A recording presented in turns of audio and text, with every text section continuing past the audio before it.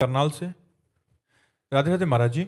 महाराज जी, आपने कहा था कि अगर संसार प्रिय लगे तो नाटक नहीं करना चाहिए, ब्याह कर लेना चाहिए। महाराज जी, अब ब्याह कर लिया तो अब संसार नाटक लगने लगा है। महाराज जी, फंस गया।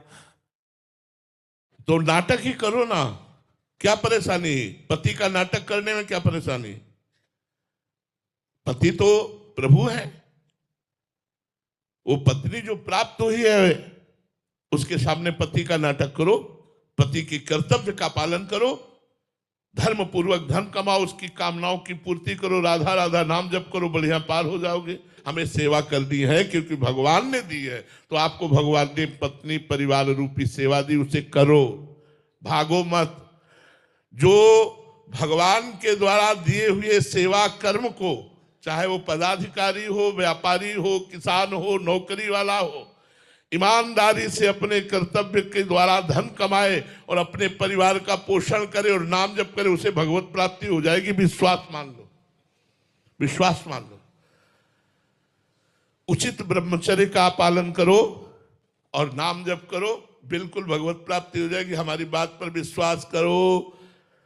कई कई रानियां थी, बहुत वैभव था, लेकिन सर्वश्रेष्ठ अम्बरीश जी भक्त कहे गए कि नहीं?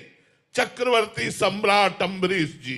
और बहुत सी रानियां थी, एक दो रानियां नहीं, लेकिन भगवान के चरणारविंद में चित्तवृत्ति लगाकर निरंतर भगवत आराधना में रहने के कारण वो इतने बड़े राजा होते हुए भी दुर्वासा जी से श्रेष्ठ उनकी भक्ति निकली। इसलिए हम गृहस्थी को छोटा ना माने।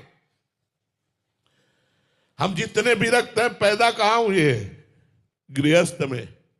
हम जितने विरक्तों के कपड़े कहां से आते हैं? गृहस्थ से। हम जितने विरक्त हैं, इनका भरण पोषण कहां से होता है? गृहस्थ से। गृहस्थ मूल है। मूल माने जड़। गृहस्थ मूल है, हर आश्रम, हर व्यवस्था का मूल है।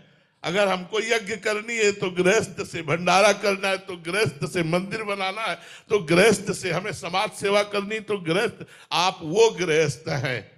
हाँ, अब शराब की बोतल लड़ाओ, मांस खाओ, पराई बहन बिटिया की तरफ गंदी दृष्टि रखो तो नरक जाओगे, चाहे जो कोई हो।